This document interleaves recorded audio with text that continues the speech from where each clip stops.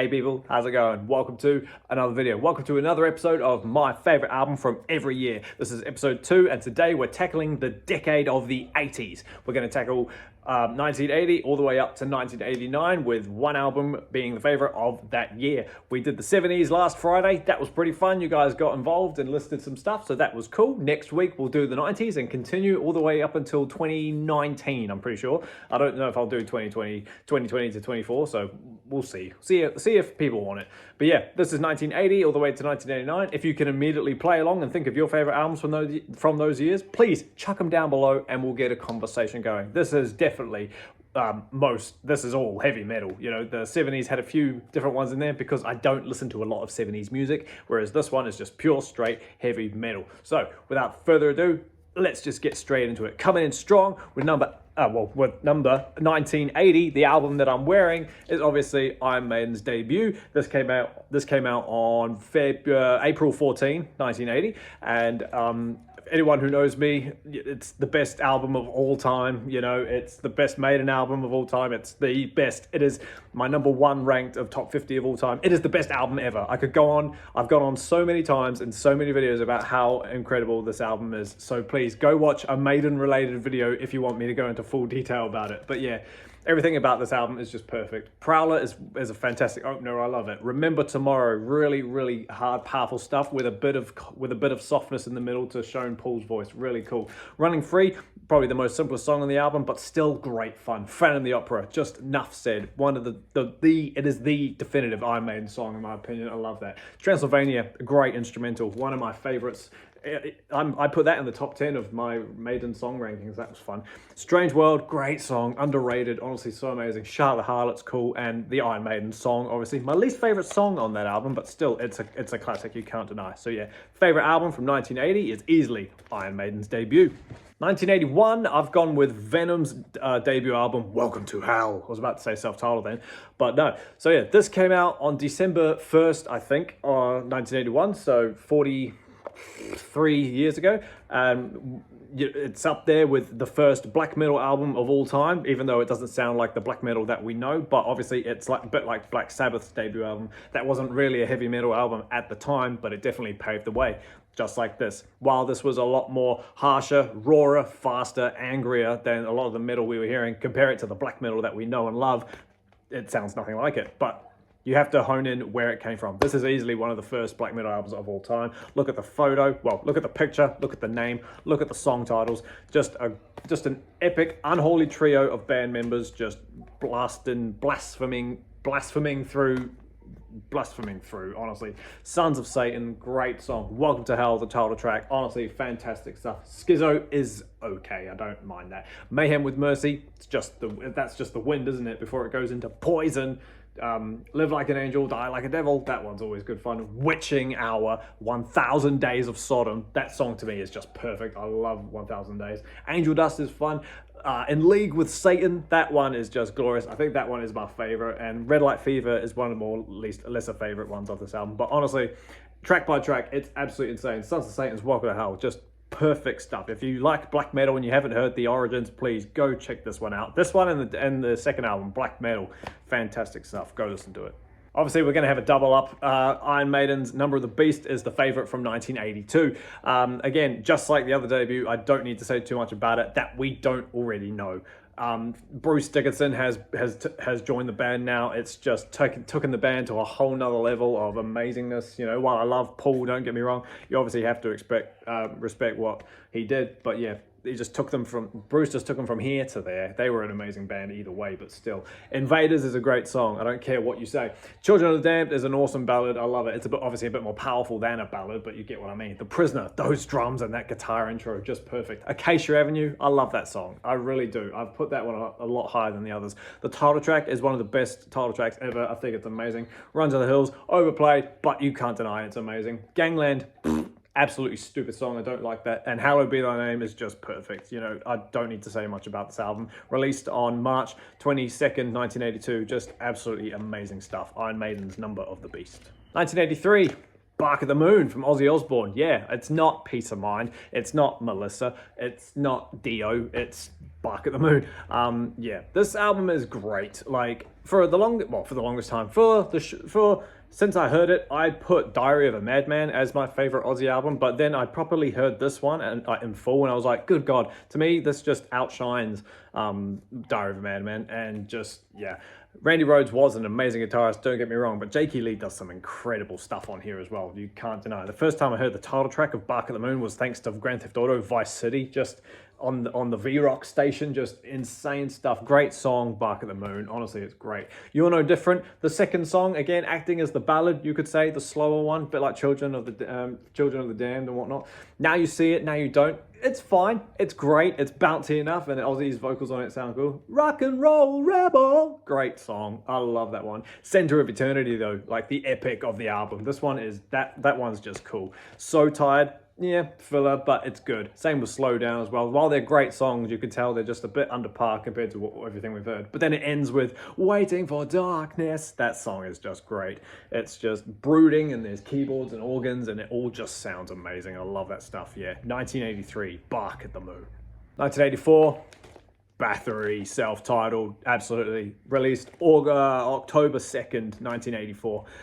This one celebrated 40 years this year, and good God, this album is just insane. Like, I was on the fence of this being the first real black metal album, and in a way it is because of how it sounds. Do you know what I mean? Compare this to Venom's Welcome to Hell. This one's a lot rawer. It's a lot more raspy. The production is more or less in the same pool as Venom, but like it's just a lot more thrashier, and is it though? It just sounds weirder. You know, it's more aggressive, and the vocals were more interesting. Cawthon had a higher register than Kronos did, so that kind of helped it out.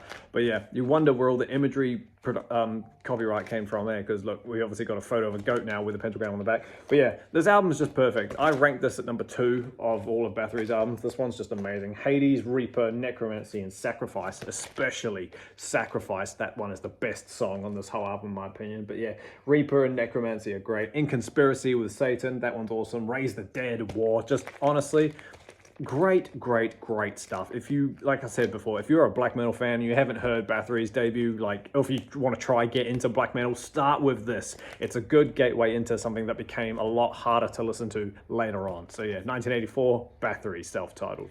1985, Seven Churches, Possessed. I don't care what's been going on with Possessed lately in the media. We're here to talk about music. Seven Churches is literally one of the greatest death metal albums of all time. It's up there on the debut list. It's just insane.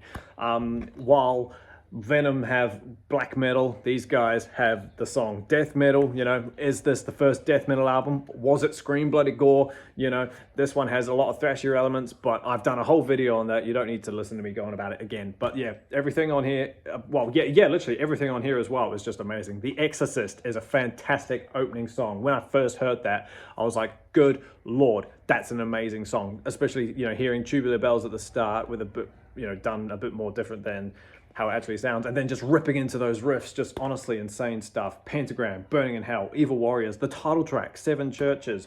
But yeah, Satan's Curse, Holy Hell, Death Metal, the song, just honestly a perfect death metal album. It's so amazing. Just, it's raw, it's fast, it's angry, it's demonic, which I love. So yeah, if you haven't heard this album, you stop what you're doing and go listen to it. So that's Possessed, Seven Churches from 1985. 1986 is a classic. 1986 is Master of Puppets, released March 3rd, 1986.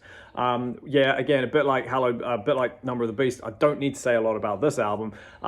Just perfect. Thrash metal at its finest. Metallica at their finest. You know, this is easily their best album. It cracks me up when people come up to me and they say things like, and Justice my favorite, Ride the Lightning's my favorite. I'm like, I don't understand. How are you putting those above this masterpiece?